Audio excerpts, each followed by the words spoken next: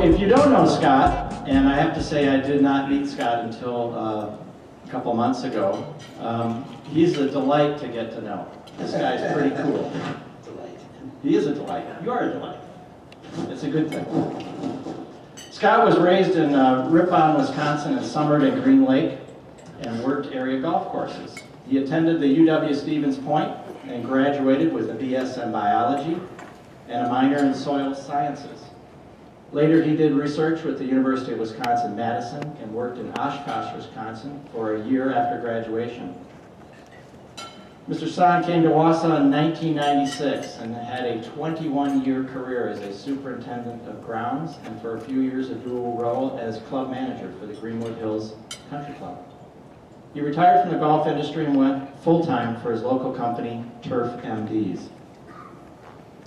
He has 3 children, Abby, Jackson, and Lily, and his infamous black lab, Mary. I also understand he's increased his menagerie. He now has 3 dogs at home and a cat. Yeah, the pack is getting big. The pack is getting big. There we go. Some of you may know Scott as the widowed husband of Sarah Sann, one of the 4 victims from the March 22nd, 2017 shootings in Wausau. Scott is the co-founder of the group Wausau Metro Strong and worked with legislators to pass Sarah's Law in Wisconsin, which provides protection to court-appointed attorneys such as guardian ad litem, which was Sarah's role prior to her untimely death in 2017. So if you would, gentlemen, please put your hands together and welcome Scott to Leading with Power.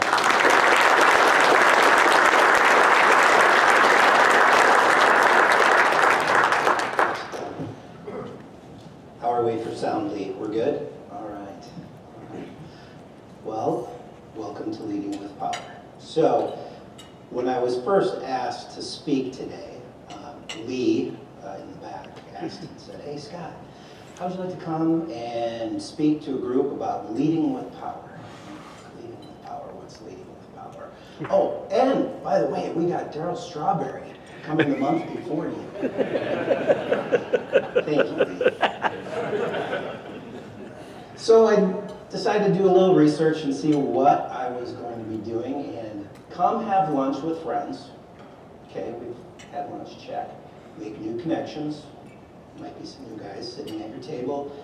And listen to a successful, dynamic speaker tell a story and address the challenges all men face. Balance of life, family, and career. Well, it's pretty daunting. However, my good friend Scott Brainerd back there last meeting said, "Gee, I get to spend $20 to listen to you speak, huh? Did you pay today?" He did, so that makes me a successful dynamic speaker.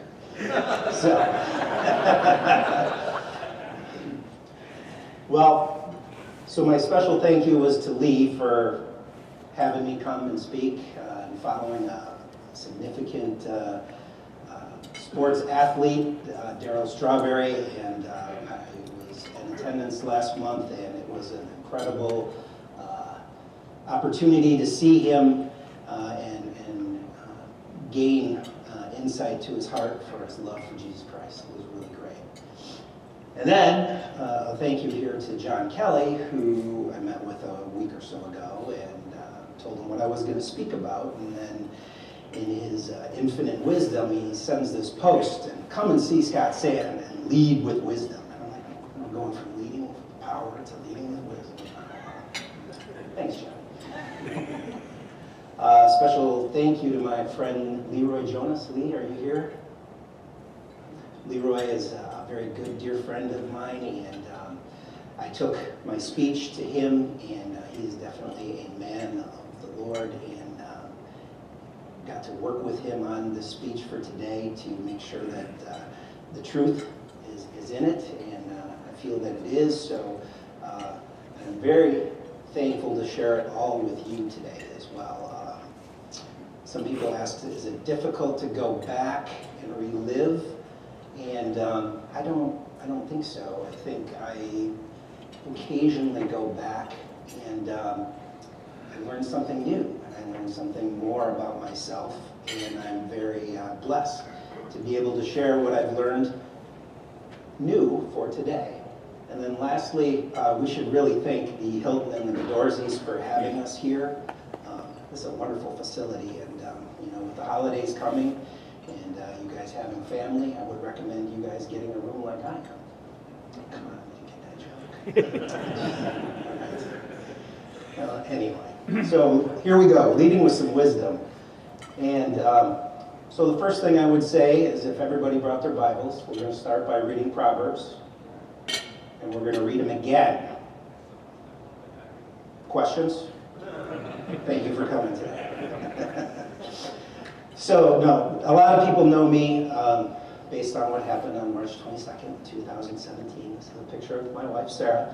It was a very picture that was kind of near and dear to my heart.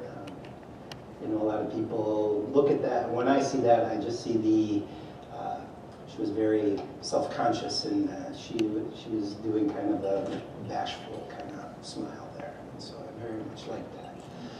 So I've not really ever talked about what happened that day, and I'm just gonna, because I have 45 minutes to speak, so I'm gonna try and fill in a little bit about what happened that day. And the day started like every other day, at work, in a meeting, sitting there and dealing with the adult daycare problems that we all deal with, running or owning your own company. And someone says to me, there's a bank robbery going on in town. And what's bank robbery? You know. Okay, well, so, and then the next thing I get a text message from my brother-in-law, Tim, and he says, have you seen Sarah, or have you talked to Sarah? Can you try to get a hold of her? And so that day I kept trying to text. At that moment, typically sometimes she was in court and sometimes was unable to answer my text messages or phone calls. And so I had told Tim, I said, it's probably nothing, she's probably in court.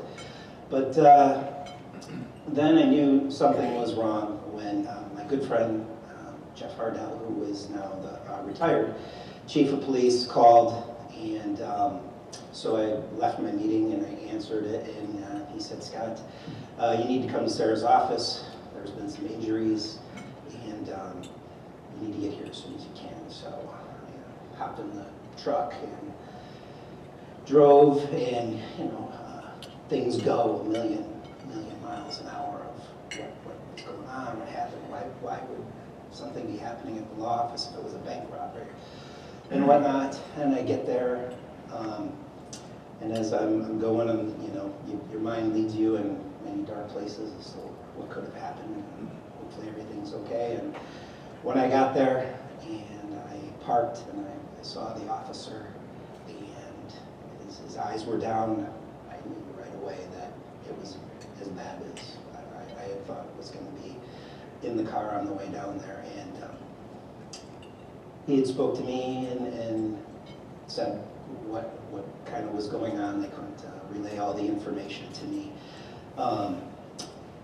And I really do admire him and appreciate him for his courage in being able to tell me that. I can't imagine anybody in that is a police officer or a sheriff that has to deliver such a hard message. So I've never had a chance to thank him for that. So if you're here, thank you. But probably one of the hardest things from that time, from finding the news, was having to go and share that news with Bob and Jerry. That would be Sarah's mom and dad. And to this day, they are still my parents. I still think of Jerry very much as my mother, but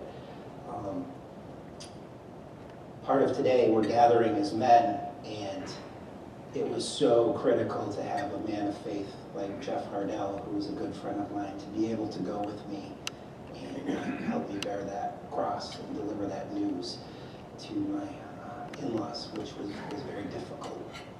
And I can still kind of remember it to this very day. And then after that, I had to go home and probably do the second hardest thing, was to tell my kids that their stepmother, was no longer going to be around. And that was a very, very, very difficult time for me. And not had an opportunity to share that with many people, so thank you for allowing me to tell you about the day. But That night, I went to bed, and you know, the mind is going off in a million different directions, but I wake up in the middle of the night. Why? To think about, well, what is being said on Facebook. I have a Facebook account. I'm never on my Facebook account. So I, for some reason, get up in the middle of the night, go downstairs, go into my daughter Lily's bedroom, where I know she has Sarah's old iPad, and Sarah's Facebook account was still on there, and I looked at it, and I had started to see the negativity, shall we say evil, or Satan, starting to creep in, starting to make it all about everything than what it really was about.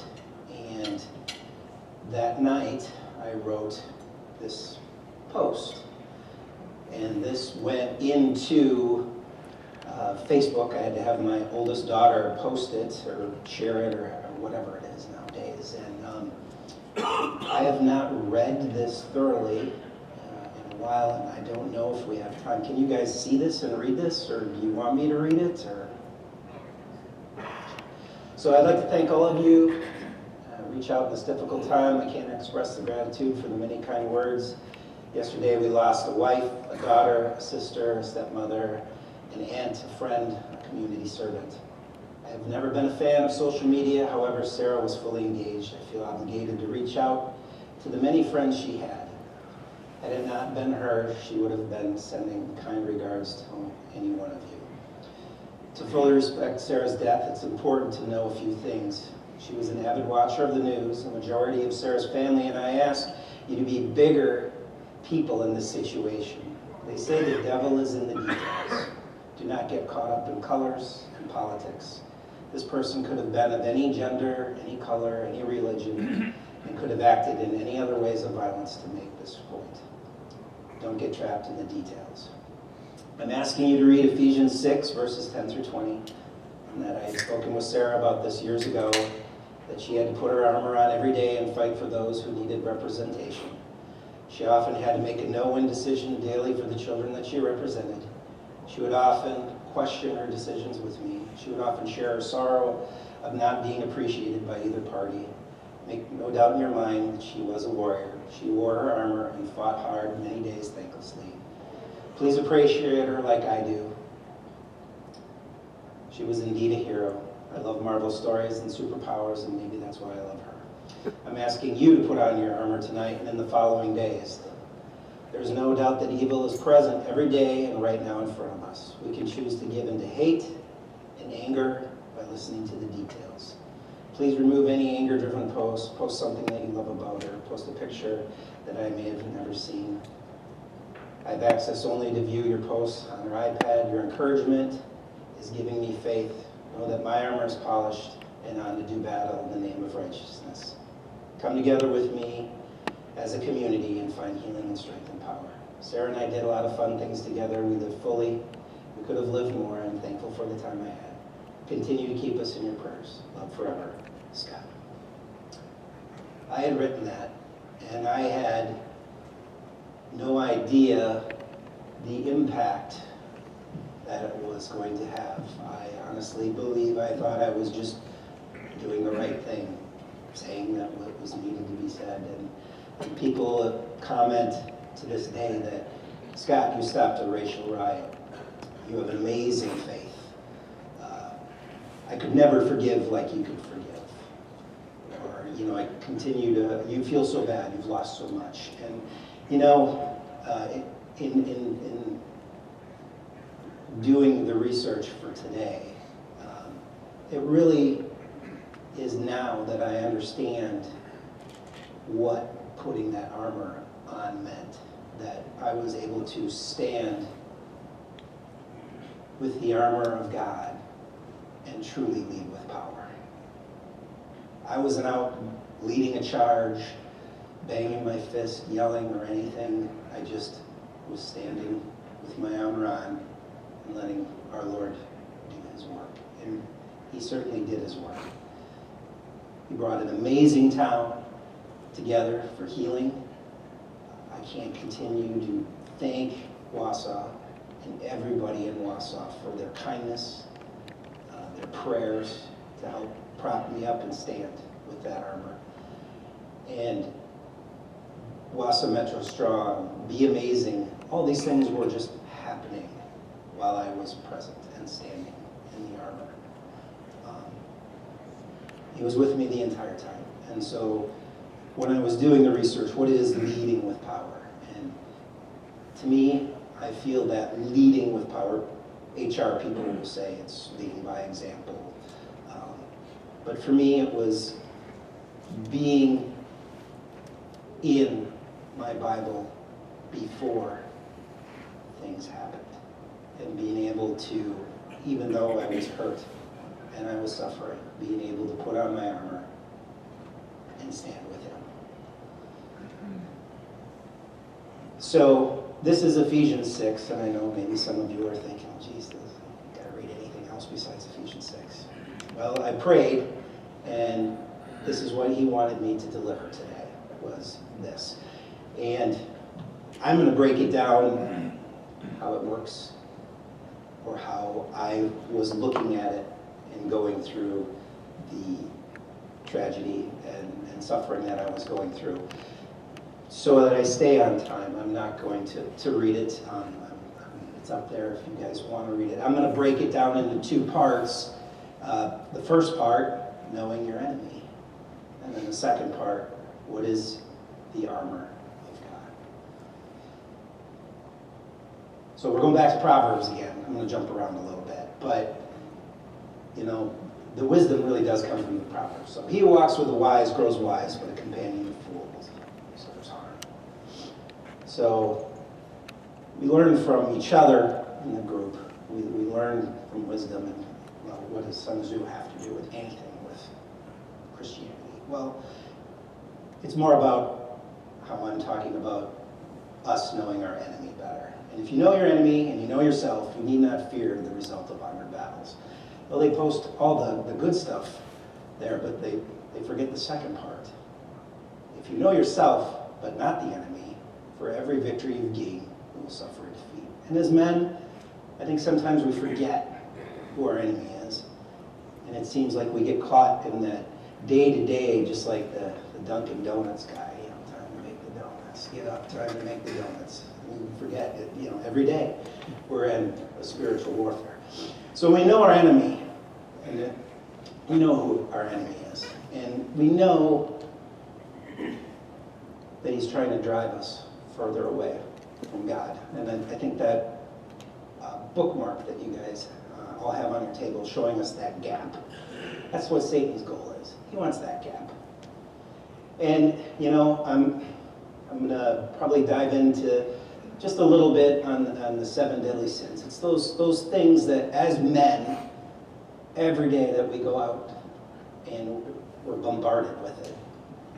Maybe it's 1, maybe it's 2, maybe it's 3, maybe one day you get off, but the next day you get all 7. And, you know, as a man, you know, I'm not perfect. I'm sure no one in this room is perfect. And we struggle some days, and praise God that we have a group that we can confide in and work together as men.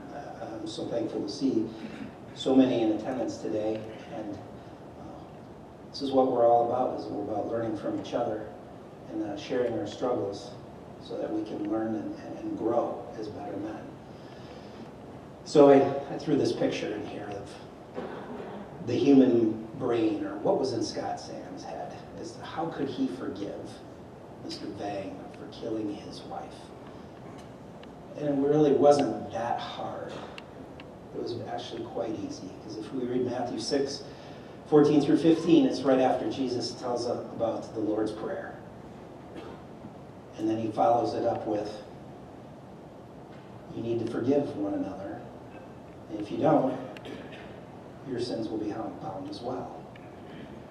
Well, if I think back to my 40-some years of growing as a man, I know I'm not perfect. And I don't want my sins held up. So I think it was very important for me to understand that I wasn't perfect. And I'm going to go into where I thought Mr. Vang's mind was and why he did what he did and why it was easy or maybe easier for me to forgive him. And then, because as we get older, we get wiser, we get smarter, and I knew that I was not going to white knuckle this one by myself. I went in and sought some Christian counseling, and of course, I was reminded that the forgiveness is necessary for myself as more for the person that I'm forgiving. Because I've seen so many people that have held on to grudges and anger and watch it ruin their lives, and I was not going to let that happen to me. And then we read James 1, verses 13 through 14, and to understand Mr. Vang, when tempted, no one should say, God has tempted me, for God cannot be tempted by any evil, nor does he tempt anyone. But each person is tempted when they are dragged away by their own evil desires and enticed. And if you read the papers, Mr. Vang, he was such a quiet man. Never said much at work. How could he do something like this? How could he do something like this? My perspective, going back to these, what I do know is that Mr. Vang was having some financial problems. There's a dose of greed. He had some extramarital affairs. Throw in some lust. Throw in a little bit of pride and envy. I don't know if some of you know that the Hmong culture believes that the clan leaders will grant a divorce. They were granting the divorce to him, however, his wife Nali was seeking to have it done properly, the United States standard way through the judicial system. Well, he was not getting what he wanted. I believe his pride was hurt. And if anybody in the room here knew Sarah, if Sarah was standing on the side of right, you did not want to face her. So I'm sure he was very hurt pridefully as a man, and then topped it off with a case of wrath, and took him probably to a place where he never thought he would be. And I'm sure many of us sit here in the room as men and can recall maybe some things that we've done or said out of anger, and look at ourselves and I can't believe that came out of my mouth. What was I thinking? I mean, many people, I honestly believe, get so entrapped, and that's what the enemy is, and what I'm trying to explain in my perspective is that the enemy is trying to continue to keep compounding stuff so that someday you are standing there going, how did I get here? Because I'm sure Mr. Vang didn't wake up one morning and say, this is the solution. Propelled for him. So the armor. The armor is the second part. And if we read about it, it's actually probably the manliest part of the Bible, I think. And that's very thankful for my friend Leroy Jonas, who shared this with me in a Bible group a couple years ago and got me to think about things a little bit different. And you talk about the helmet of salvation, and the shield of faith, and the breastplate of righteousness, and the belt of truth, and the boots or whatever to be fast-footed for spreading the gospel, and then finally the sword of the Spirit. And without these things, if we get up every day and don't believe that trouble or evil is out there, that is more setting ourselves up. Because I think, as it's written, all these things are to protect us as men and women as well from our minds being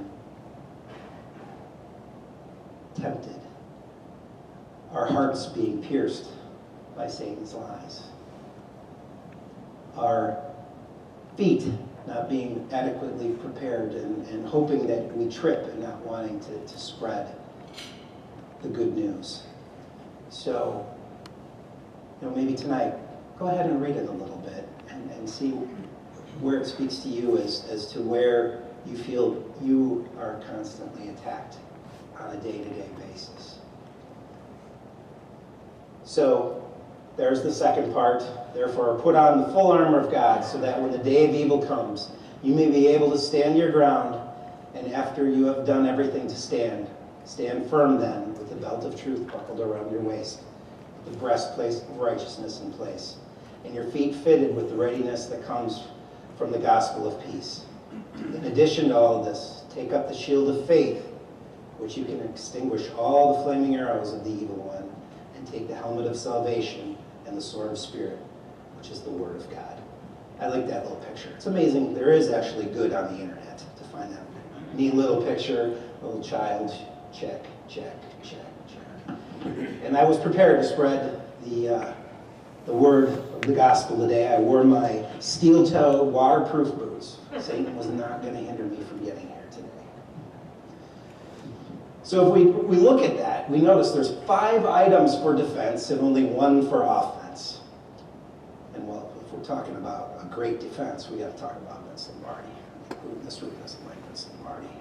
A great defense can win championships, but it can more importantly win your soul. Notice there was just only 1 thing for offense. And we see Jesus in this picture when he was walking through the desert for 40 days. And it was at that time, temptation was at its greatest. He was hungry. He was a man in all ways, just like us. He was hot. He was tired. Beat down. That's when we're most vulnerable for Satan attacks, gentlemen. When it's a tough day at work. When it's a tough day at home. When it's a tough day. It's a tough day every day. However, so we got to just pretty much assume he's right around the corner, ready for us, ready to start attacking. But if we notice, when Satan was attacking Jesus, he was attacking him 3 ways. His physical needs for hunger, telling him to make bread from the stone. His emotional needs, which Satan likes to tell us that, you're not good enough, God. God really doesn't want you where he is, And he was telling, if you're so sure that you have God's approval and righteousness, jump. And then the psychological need of power and significance where Satan offers him. You can have all of this. And what is Jesus? It doesn't say anything about an epic battle or whatnot. It's just simply, calmly recited scripture. God's truth. God's knowledge, God's power, and defeated Satan for the day. So, Paul, when he's writing to the Ephesians, he's talking the man language. Let's talk about swords and stuff like that. Get guys more engaged into being prepared, being a better Christian. And granted, we can't go on Amazon. We can't order or go to a store and get any special armor. That armor that comes from being in the book. And I remember years ago where I would sit in a group of men or notice another man and go, wow, man, he's got such an amazing faith. How does he get to that? Where does one get that? Well, it starts. It starts by just picking it up.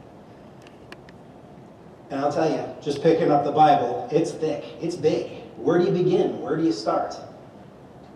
For me, in preparing myself for that day, I did these certain things. And if you want to say, use these tips or techniques to help build my armor. For those of you reading the King James Version of the Bible, it can be very difficult. However, I bought a Life Application Study Bible. I pick a passage, read briefly if I don't understand it. The beauty of it is it's explained down below for simpletons like myself. Another way I stay engaged with our Lord is, we're on our phones so much. Why not download the Bible app? And you know what? The least thing I'll do for the day and staying engaged with God is that I'll at least read what the verse of the day is for me. And that might just be enough, all you need for that day. Some days it may be confusing. That's why I go back to the Life Application Bible and maybe get some clarification. Or even better yet, maybe it's the verse after that one that was really meant for me for that day. Some other things that I've done is devotionals. And, on that Bible app, there's all kinds of devotionals. There's 20-day, 5-day, 90 days.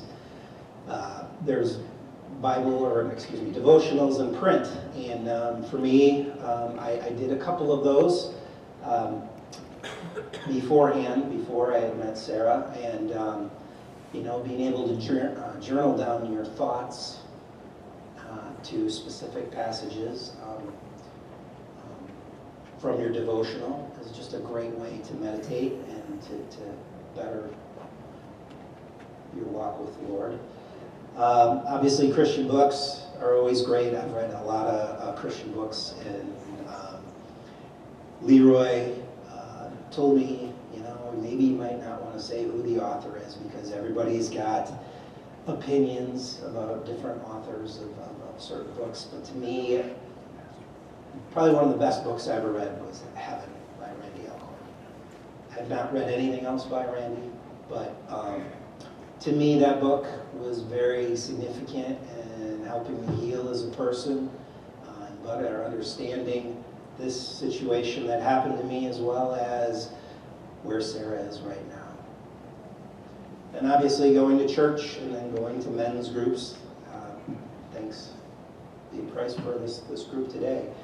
And the one thing I took from Darryl Strawberry last month was he wants to attack the man, because if he gets the man, he can take the whole household. It's kind of a big, daunting task, as the man of the house. But I never thought of it that way. And I'm thankful that I came just to pick up one good tip. And obviously Darryl had many other good ones, but that one was the one that resonated with me the most. So, I'm not plugging for Leading with Power, but in a sense I am, whether it is Leading with Power or if it's your men's Bible group, but we're back at Proverbs. As iron sharpens iron, so man sharpens man. And it's so important, I think, to have brothers of the faith that you can bounce things off and clear up the confusion before it gets any worse. And then a little bit here at the end. Does anybody know who this is? Tony Horton from P90X. Well, I'm doing my New Year's resolution. So, and you know what? I find that just some simple tips from him in trying to better yourself in a physical way, you can use those as well in a spiritual way. And I don't know if I'll have any legal implications for using a picture off the internet without his express approval, but anyway, some of his things are quality over quantity. Well, let's remember that. When we're looking at the Bible, we don't have to try and read the whole Bible in a year. That's a daunting task. I mean, quality over quantity. Read one small verse for the day. Let it resonate in your heart. Live it through the entire day. Pick up the book again the next day. Do your best and forget the rest. Do your best and forget the rest. It's always about numbers and scale weights and whatnot. The Lord wants us to just do our best. Some days we're going to be better than others, but we got to remember, every day we got to bring our best. So the last one, you got to bring it every day, guys. If you want your armor, you got to bring it every day. And then just the last little thing, and this one is one for me, more so, because just when you think you got it, oh, I got this now. I've got it. I understand. I'm ready. So if you think you're standing firm, be careful that you do not fall. I think that's so important to not get cocky and think that you're you're doing it right and you're doing your best. Because then, maybe that's your opportunity to fall. So be humble about it. That is all I have for today, other than, well, I'm a few minutes early, so that would be a Christmas present to you guys from me, so you can get back to work. But John, is it okay if I lead the group in a closing prayer? All right. Lord, thank you for having these gentlemen here with me today. This is the month of your birth, and you sent your message first to the shepherd, the lowest on the totem pole, to spread your word, to remind us to be humble, and that you were sent here for all of us, and that we may spread your word and be shepherds that you intended us to be. Thank you for being here, gentlemen.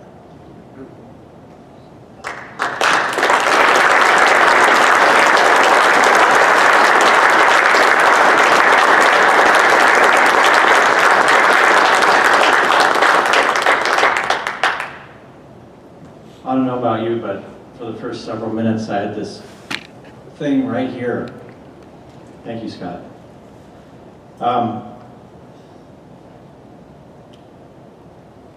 One of the things I like to do as we wrap up is just share a few things that impressed me. It's not things that you need to say what impressed you, but things that impressed me about the talk.